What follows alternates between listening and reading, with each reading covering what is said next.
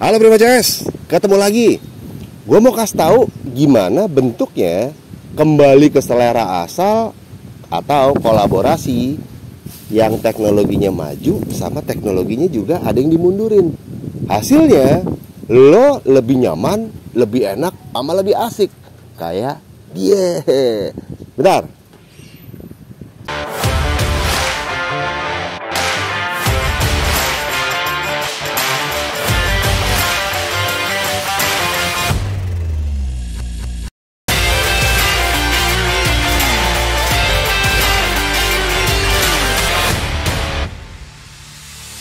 Nah, ini dia nih. Ini ada satu buah Benelli tipenya EV, lansiran tahun 2000, di bawah 2020 sih maksudnya. Tapi motor ini memang kalau dilihat dari bentuk dari semua line up Benelli, ini yang mengusung benar-benar bentuk klasik dan gaya-gaya ada campuran Inggris sama campuran Amerikanya. Kenapa? Karena kalau bentuk aslinya ini kurang lebih spakbor belakangnya masih panjang, bannya masih begitu, lebar 15, depannya 18, terus masih ada spakbor yang bentuknya lebih gede. Tapi maksud gue, kekurangan dari produk ini atau banyak dikeluhin sama pemakai Benelli untuk tipe-tipe injeksi, itu mereka ada beberapa kendala. Ada yang susah servis, ada yang cepat kotor, ada yang macam-macam deh. Jadi mereka harus kembali ke bengkel servis dan lain-lain. Sementara mereka lebih nyaman mungkin dekat rumahnya ada bengkel servis dan lain-lain. Juga kendala lagi kalau mereka ke bengkel servis Benelli mungkin kan harus nunggu, harus antri dan lain-lain. Sama alasan yang paling asik nih, mereka mau dentuman mesinnya seolah-olah rendah banget. Nah ini yang nggak bisa dijawab sama tipe injeksi. Karena injeksi itu kalau misalnya lo hidupin, teklek, dia pompa bensinnya hidup, langsung der.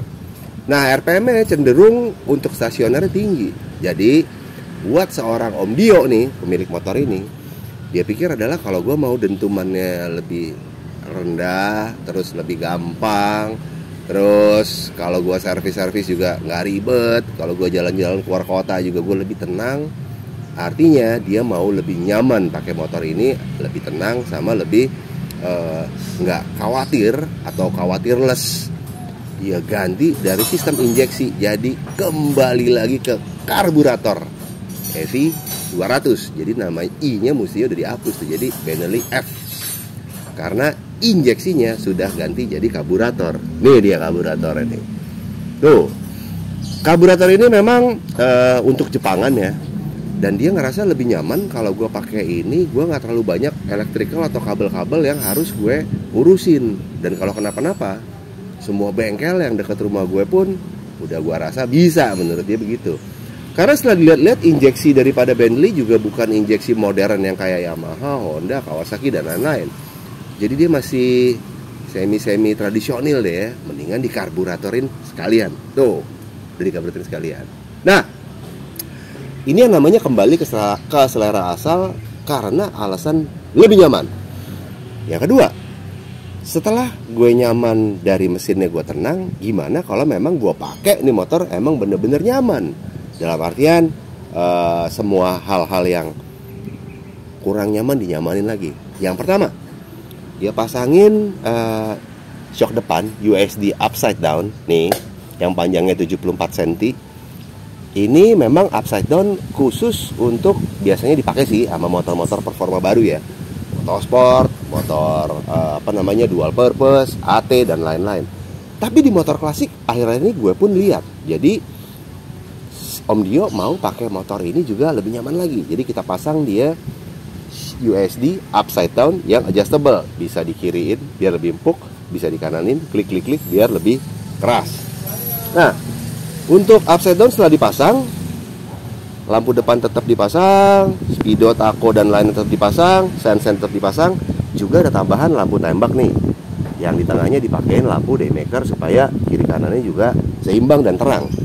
Karena kebutuhan dia kalau jalan malam itu harus lebih enak, lebih tenang, sama itu tadi harus sama rasanya antara nyaman, enak sama safety lah ya. Nah, yang lebih asik lagi, karena kita ngerasa untuk ngerubah dari EV, kalau misalnya dia mau pakai upside down ini, pilihannya sangat banyak untuk merubahnya. Yang pertama, kalau ini pasti ada pilihan shock, lo bisa ikut ke Yamaha atau Honda. Biasanya orang pakai Honda ya, yang mirip sama ke arah Honda. Jadi lo bisa ambil punya CRF atau Honda Verza dan lain-lain yang sekelasnya. Tapi yang lucunya, ininya beda ukurannya karena dia pakai stang gede, bukan 21 atau 22, tapi gede. Terus as rodanya juga beda lagi. Dan kalau lo mau pakai upside down, lo harus ngerubah karena shock breaker karena disc brake-nya aslinya EV sama speedometer dia adanya di sebelah kiri. Jadi ini harus kita rubah lagi. Kita pakai master rem bawah disc brake di kanan, tetap di kiri kita pakein dia gigi nanas untuk speedometer. Dan nggak tanggung-tanggung biar lebih enak lagi kata dia.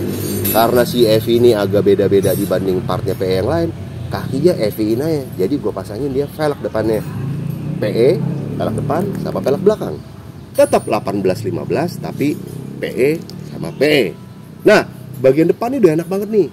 Stangnya juga udah begini, udah ada cut off untuk lampu dan lain-lain. Jadi kalau dia jalan udah mantap banget deh. Hanya sedikit ditambahin back untuk touring biar dia ngerasa lebih nyaman lagi. Nah, untuk bodi yang mesin lain tuh boleh dibilang nggak terlalu banyak berubah. Hanya dia juga mau menambah kenyamanan lagi dari sisi sektor pengereman. Jadi kita pasang dia disc brake aftermarket, tuh masternya sampai ke pala babi yang di belakang sini. Nah, untuk EV sendiri itu kesulitannya adalah karena dia modelnya bukan model tarik ya. Kalau kayak PE kan modelnya ditarik. Ditekan ke belakang begini. Sementara dia pedalnya di sini, jadi kita harus bikin mounting kayak begini. Kita simpan ininya di sini. Jadi kalau ditekan ini dia tetap nonjoknya ke atas, baru diikutin selang untuk kepala babi. Jadi memang kalau untuk lo mau ngerubah punya EV, yang pertama diameter daripada lubang remnya itu yang drum brakes itu gede banget.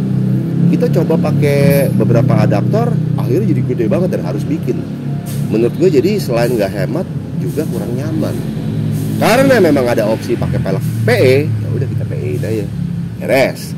Hanya ternyata lagi as tengahnya si EV itu lebih gede dari PE, di mana PE itu 1922, dia mungkin 24 atau 26 nih. Ini mirip-mirip sama punya Ninja.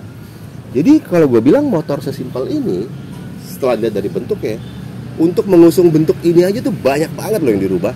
Terutama detail-detail ya, bracket lampu ini segala macam. Dengan tujuan pasang upside down, rem, ngenak-ngenakin tampilan dikit-dikit supaya dia lebih enak lagi dipakai.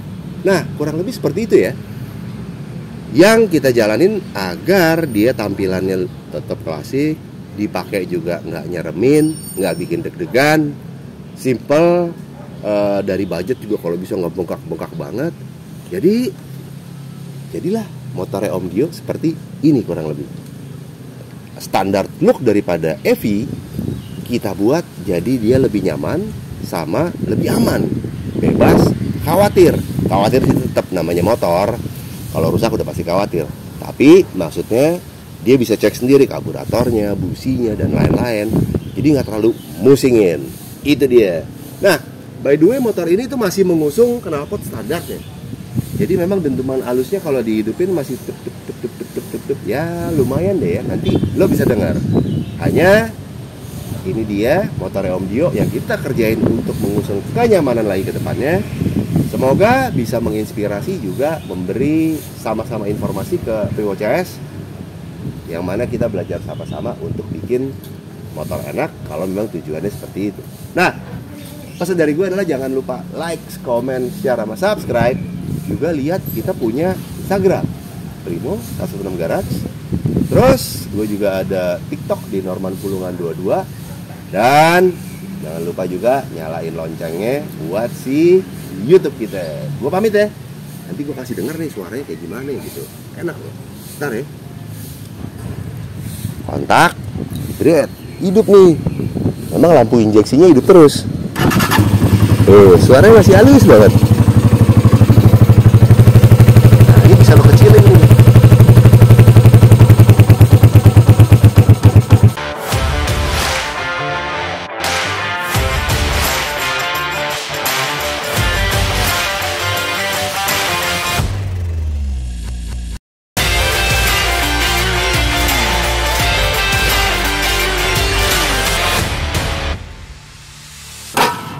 udah panas.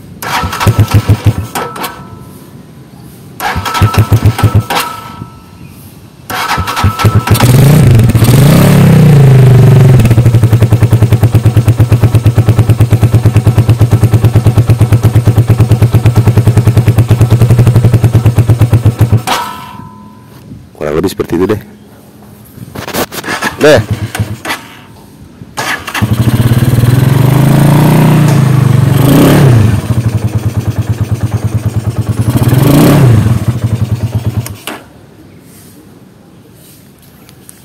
Dikat aja, Bray, kelamaan.